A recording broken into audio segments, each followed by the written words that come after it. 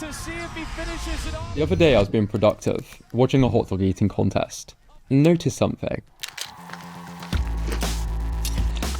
All the top eaters are pretty healthy. I mean, just look at the lean faces on the Major League Eating leaderboards. I wanted to find out how somebody who regularly eats over 10,000 calories a day looks like this. Many speculate about a darker side to the career, but these 𝗘𝗁𝗍𝗁𝗍 give those of us with scary appetites hope. And again, I don't have like this crazy metabolism of the gods. So how are they doing it? And should we use any of their tactics ourselves? Strangely, almost all competitive eaters have deep backgrounds in health and fitness. 𝗬𝗏 studied nutrition, Santel, a registered nutritionist, Neo, a registered nutritionist, 𝗘𝘁𝗁𝗍𝗶𝘁𝗶𝘃𝗲, a background in bodybuilding, 𝗬𝗏, an impressive fitness background. And it's not a coincidence. With this sport, getting your nutritional approach right can quite literally be a matter of life and death. Here's a CT scan of a competitive eater's stomach after they were rushed to hospital. You can see the food pushing their organs around. It's a risky escapade. This is 69 hot dog buns, 69 hot dogs, and over 2 quarts of water. This is what it looks like inside the human body. Surely no human is able to stomach this without ruptures, right? The rock on which he stands is not a rock. It is the United States of America. This is 𝗘𝘁𝗍𝗫𝗃𝗲𝗁𝗍.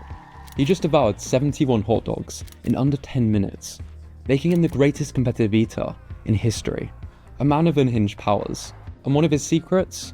Maintaining a healthy weight. I do gain weight, and it's a battle. I have to be aware of it, because if I lose track of my long-term calorie intake, I gain weight, then I start losing contests. I hate losing. Coincidentally, this is the ideal body, according to competitive eaters. A short neck, long torso, and wider build. But this doesn't mean fat.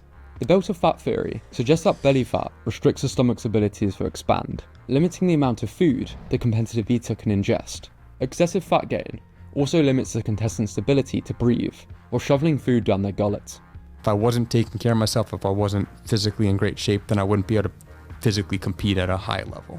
Okay, so we know that staying somewhat fit is a requirement for elite competitive eating. But this doesn't explain how the mukbanger Hungry Fat Chick ended up with off-the-chart obesity, while competitive eaters maintain an ideal weight. Many believe it's the difference between a slow and a fast metabolism. Competitive eating comment sections are full of people dissatisfied with their slow metabolisms. But according to competitive eaters, their metabolisms aren't anything special. There are so many misconceptions about food challenges and food challengers. One of them is that we've got some magic metabolisms and that we're just able to eat loads of food all of the time. It is not the case. 𝗬𝗏 has an estimated BMR of 1,516 calories per day, 𝗦𝗁𝗍𝗆𝗍 1,223 calories, and 𝗬𝗏 1,623 calories. According to studies, 2 people of the exact same height, weight, age, sex, body composition, and lifestyle could have energy needs that differ by 800 calories per day. This could be the difference between a 1,100 or a 1,900 calorie BMR. Some people are genetically gifted with a faster metabolism, but it's rare, and it doesn't mean they can swallow sausages all day without getting fat. Statistically, most people are within 200 calories of their estimates. This is why competitive eaters get frustrated with people talking about the metabolism like it's some ancestral curse. All the while, they put a lot of effort into losing fat. It does not matter how fast your metabolism is. If you eat in excess of calories consistently, you're going to gain weight. Also, believe it or not, I do have an average metabolism. But there's something many do to speed up their metabolisms: weightlifting. It's estimated that by gaining 10 kilograms of muscle and losing 10 kilograms of fat, your BMR increases by 85 calories per day, giving you an extra 31,000 calories to play with over the year. Although I'm not some muscle-bound juicehead, what mass is on my body is mostly muscle. So to sustain my body weight and that activity level, in addition to keeping me alive, my body needs more calories than somebody who doesn't weight train. Competitive eaters may burn a few hundred more calories per day, but there's no way this could ever offset weekly 10,000 calorie challenges. So I wanted to find out how they eat outside of competitions.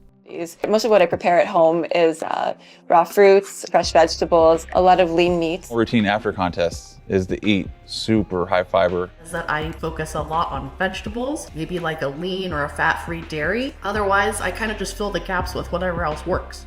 I am massively into eating clean, and then when it's time to throw down, then I go in on the food. My daily diet consists of a lot of vegetables, fruits, low-fat protein, but a lot of micro-dense foods, and I, in fact, actually enjoy eating like salads and broccoli, green beans, corn.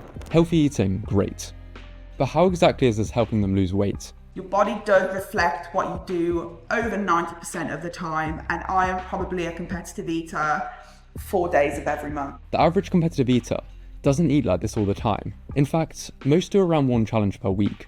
The single most important factor, and I can't stress this enough, when it comes to gaining weight or losing weight, is the amount of calories you consume over time. This makes it a simple equation. To maintain my weight, I need to eat roughly 18 to 20,000 calories per week. So if I film a restaurant challenge that's, say, 7,000 calories, I know that throughout the rest of the week, I have 11,000 calories to play with. On their off days, they'll drop their calories to prevent weight gain. To fill their larger than average stomachs with few calories, they volume eat. It lets me eat a large amount of food without having to consume a large amount of calories. Take this example. This is what 1,000 calories of strawberries looks like next to 1,000 calories of donuts. Competitive eaters opt for very high volume foods to stay sane while in a calorie deficit. 2¼ pounds of salad. It's rich in protein, really good macros. Basically, I'm eating this entire meal for roughly 1,000 calories. The fiber content also helps keep competitive eaters full, and the micronutrients help to keep their bodies healthier. If you want to do food challenges, you better love to learn vegetables and fruit. Many, including 𝗏𝗏𝗏𝗏𝗏, supplement with whey protein and consume high protein diets. Protein not only helps prevent muscle loss in a calorie deficit, but is the most filling macronutrient per calorie, so a high protein diet can help you lose weight. If we come back to the diagram that shows how we burn our calories, there's a section called TEF, which stands for the thermic effect of food. It's the amount of calories your body burns breaking down foods. It typically takes more energy to break down protein in comparison to the other macronutrients. This seems to also be the case for nutritious whole foods versus ultra-processed foods. So the thermic effect of eating a high-protein diet with lots of whole foods is another very small factor, helping competitive eaters maintain a healthy weight. But let's not get distracted. It all comes down to calorie balance. Makes sense, but if this is the case, what about practices before competitions? And the many comments suggesting they have more disordered habits. We'll get to that. But first, we need to explore their cardio, because they must do tons of it, right? I can't think of anything worse than getting on a treadmill and just sprinting for, 15 minutes. I don't do any crazy amounts of cardio. I go to the gym, I purposefully lift my weights, maybe 4 to 5 days a week right now, and that's it. Surprisingly, many competitive eaters do very little cardio for weight loss. Cardio is overrated for burning calories for most people, which is why it represents the smallest amount of calories burned per day on this chart. It's not at all necessary for fat loss. That's not to say competitive eaters don't do cardio. I'm usually doing between 3 to 4 hours of actual training, and that's endurance training, so... 𝗖cie𝗺𝗃𝗁𝗁 is another competitive eater, an endurance athlete. His energy expenditure chart probably looks more like this. This is how the most decorated Olympian of all time, Michael Phelps, was able to maintain his weight, eating 8 to 10,000 calories per day. It was brutal. Brutal. But aggressively swimming after a 10,000 calorie curry is likely to result in embarrassment and a ban from your leisure centre. Even if you run an extra 10 kilometers every day, it's only an extra 600-ish calories, the equivalent of this much peanut butter, which is why most competitive eaters, if they do any cardio at all, are more moderate, with 𝗘𝘁𝗺𝗏𝗏𝗏𝗏 claiming to run 2 to 3 times per week to help him push the boundaries for human hot dog consumption. Doing cardio helps me with my breathing during a contest, but I don't depend on cardio to burn calories necessarily. I try to get into a calorie deficit. Because while it's a helpful fat loss tool, competitive eaters like to use a much more sustainable fat loss accelerator. But I don't do anything any crazier than going for regular walks outside for cardio. I walk a lot every day. NEAT represents a large proportion of the calories we burn per day. Non-exercise activity thermogenesis is the calories you burn from fidgeting, walking, and any activity that isn't exercise. There's a reason in bodybuilding when the goal is to get incredibly lean. Most people increase their step count. It's low intensity, so it can be done after a big challenge, for long periods, and while multitasking, making it easy to fit into daily life. I fucking hate high intensity interval training. That's why I walk for a long time. This is all pretty healthy stuff. So what about all the comments suggesting that competitive eaters are hiding their true weight loss methods from the public? It's me trading on an eating disorder for money, is what the 2024 Nathan's Hot Dog champion, 𝗘𝘁𝗶𝘁𝗶𝘃𝗲, admitted to in an interview.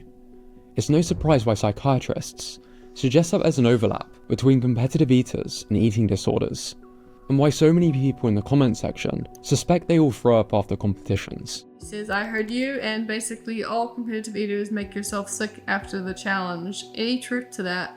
I definitely don't think there is any truth to that. I think some people probably do, but I think you can't really base that on all competitive eaters. Many do it intentionally, but this is a dangerous assumption. The best competitive eaters do digest the food. People always assume that you're going to puke after that. But for my rule of thumb is I don't induce. If it comes out, it comes out. We don't go and induce vomiting. I never have vomited after any of these food challenges besides when I tried to chug a gallon of milk. While they may digest the food, many fast for long periods of time. It costs about $40 to do a practice. I'm not eating anything for 2 days leading up to that practice, and then afterwards I'm not eating very much. I'm eating vegetables. This is how they're able to fit a few practice runs in each month, all with the supervision of medical professionals. One of my biggest splurges is my doctor. All the top eaters are pretty healthy. The healthier you are, the harder you can push your body. This is why most competitive eaters try to keep their weight down sustainably, and their approach is clearly effective.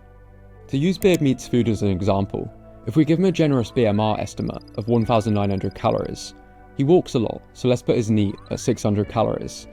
He eats a lot of protein and healthy foods, but also does some challenges, so let's put his thermic effective food at 300 calories. And lastly, he trains in the gym, putting his exercise activity thermogenesis about 200 calories per day. Each day, he burns around 3,000 calories, which is 21,000 calories per week. If he does one 8,000 calorie challenge a week, he now needs to eat under 2,167 calories to avoid weight gain without doing anything too crazy. Hopefully it helps some people out, and like I said, you can kind of apply this knowledge, a less extreme level if you like. This is the exact process I use myself, to stay in decent shape while still enjoying food, just with more moderation, so I don't have to spend most of my days in a calorie deficit. This is what matters, not whether you're a carnivore, keto, or fruitarian. And it doesn't matter if you can't run, have a slow metabolism, or a rampant appetite. There's something everyone can do. The point is, if competitive eaters can stay in decent shape, you can do so too, while still enjoying the food you like. If you want to see what happens when a once fit tribal island did the exact opposite of everything in this video, I recommend this video next.